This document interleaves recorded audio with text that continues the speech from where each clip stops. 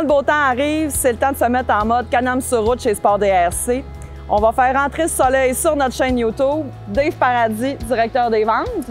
Émilie Saint-Laurent, copropriétaire de chez Sport DRC. Alors aujourd'hui, Émilie, on va faire la différence entre les deux véhicules.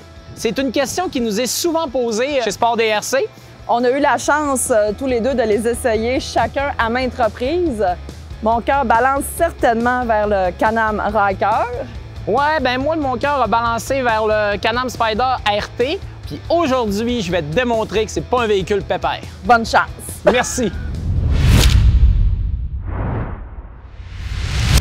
Attention Dave, ce point-là, ça va faire mal. On va parler de prix. Le Can-Am Ryker démarre modèle de base à 11 900 $. Pas besoin de flafla. Tout ce qu'il nous reste à faire, c'est décoller un bon samedi matin puis aller profiter de notre liberté.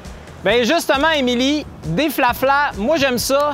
Puis mon Spyder, il y en a des flafla. Je m'explique. Des options, il y en a à profusion sur ce véhicule-là. C'est sûr que son prix de départ est de 29 900 $. Bon, Émilie remporte la première manche, mais je l'attends dans le détour. Donc, Émilie, pour la catégorie suivante, c'est moi le gagnant. Parce que ma Spyder est munie d'un moteur 1330 cc de 115 chevaux avec une transmission semi-automatique de 6 vitesses. Fait que ça, c'est de compagnie au fait de série sur la modèle F3, F3S, RT et RT Limited. Alors, pour cette catégorie-là, c'est moi le gagnant. Je te le concède. Peut-être que tu as un peu de plus de puissance que moi, mais j'ai quand même deux motorisations super intéressantes dans mon coup de cœur, soit la version 600 ACE pour une conduite urbaine ou la version 900 ACE quand on a envie de prendre la clé des champs.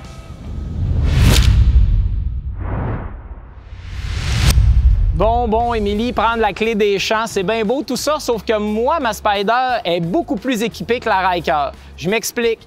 Un pare-brise pour pas avoir de mouches dans le visage. En plus, il est ajustable.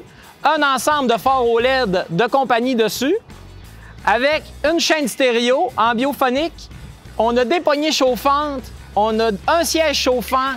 Des valises du rangement à profusion. J'ai pas besoin d'acheter ça en option. C'est déjà sur le véhicule. Alors, pour cette manche-là, encore une fois, je pense que j'ai une petite avance sur Émilie. Minute papillon, j'ai pas fini dans cette catégorie-là. Mon Can-Am Ryker, en fait, se configure de plus de 75 000 façons différentes. Et si l'année suivante, je suis un peu tannée de mon cosmétique noir mort, j'ai envie de fleurs, j'ai envie de rayures, il y a un choix de panneaux assez incroyable. Tout vient avec un catalogue d'accessoires à couper le souffle. On choisit vraiment ce qu'on a besoin selon nos besoins, selon notre type de conduite. On évite le flafla superficiel. Cassé! C'est bon, c'est bon, c'est bon! Alors, pour ma part, dans ma catégorie, j'ai une modèle F3 entrée de gamme à un prix super raisonnable.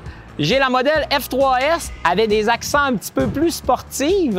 On a la F3 Limited qui est sa grande sœur, donc un modèle sportif, confortable à deux. Ensuite, on fait le grand saut dans la plateforme RT comme il est à côté de moi ici. Donc, la modèle RT standard, pas de top case en arrière pour un look plus sportif. Et la modèle RT Limited qui est offerte avec un choix de différents accents. Je m'explique. Soit des accents chrome pour les roues et les repose-pieds ou un accent noir lustré qui fait un petit peu plus sportif. Toi, Émilie, hein, t'as bien beau être en amour avec, mais on peut pas dire que t'as eu l'embarras du choix. Ouais, ben je trouve que tu commences à prendre du pic pas mal. J'avais peut-être pas l'embarras du choix, mais a-t-on vraiment besoin d'avoir beaucoup de choix quand on a trouvé la bonne chose? Premier modèle, 600 ACE, conduite urbaine. 900 ACE, on a envie de faire plus de grands chemins, aller plus loin. Motorisation parfaite pour la grande route. Puis quand on a envie de faire un petit peu plus de folie, on se dirige vers le Can-Am Ryker Édition Rallye. Jante renforcée, suspension au gaz, puis un mode sport pour s'amuser un peu plus fort. C'est pas pire, Émilie, là, mais le nombre l'emporte. Point pour mon Spyder.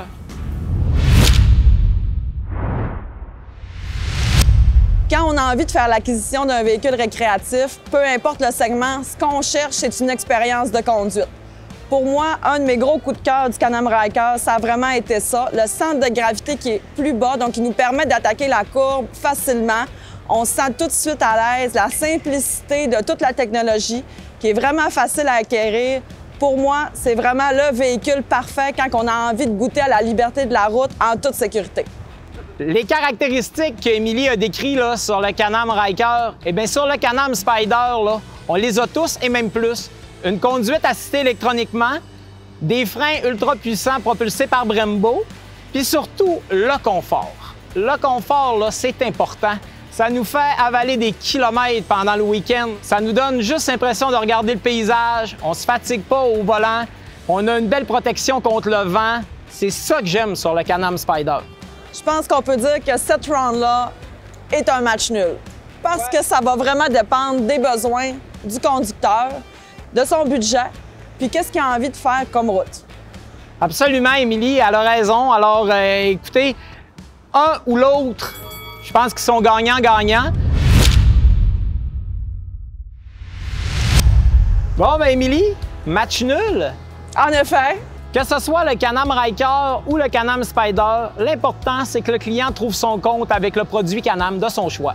Là-dessus, Émilie, il faut que je t'explique, au niveau de l'obtention du permis, besoin d'un cours ou d'une formation de une journée entre 6 et 7 heures, donc super facile, Émilie, à se procurer. Tu vas dans une école de conduite accréditée, boum, tu t'inscris, puis dans la même journée, tu peux repartir avec ton véhicule.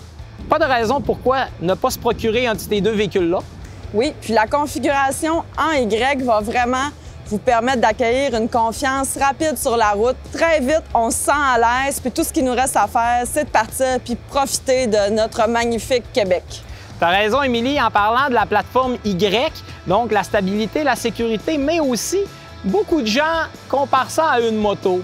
C'est important, Émilie, de ne pas comparer ces véhicules-là à une moto. C'est totalement différent. J'ai beaucoup de clients qui ont des motos et qui ont un Can-Am Ryker ou un Can-Am Spyder, puis qui sont totalement satisfaits, qui retrouvent leur compte en disant que c'est vraiment deux styles différents, donc deux trips, je pourrais dire, Émilie, pour ces produits-là. Pour définir votre choix, on vous invite à rencontrer nos conseillers qui vont pouvoir évaluer avec vous quels sont vos véritables besoins. En attendant, pour plus de contenu comme celui-ci, abonnez-vous à notre chaîne YouTube. Il y a plein de belles choses qui s'en viennent.